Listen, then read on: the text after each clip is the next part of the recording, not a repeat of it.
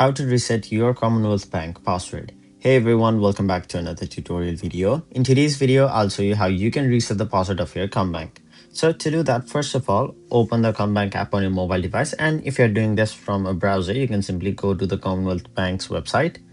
Now, once you've done that, in order to reset the password, first, if you're on the mobile app, it'll basically take you to the enter your PIN page. But since we're here to reset it, we'll tap on the option log on with NetBank Password. And where it asks you for the password, simply tap on the option forgot password. Now it will ask you to enter your card number and the card pin. So you'll have to enter your debit card pin and not your credit card pin. So simply enter the card number of your debit card and then enter the card pin. Now remember, this is the pin you've set up on your CommBank account and not the CVC of your card. Once you've done that, tap on the option next. Now, once it has verified that it's actually you who is trying to reset the password, simply tap on the option Get NetCode, and then it'll simply generate a netcode and send it to your phone number or the phone number that is registered to your account. Now, once you've done that, tap on the option Next.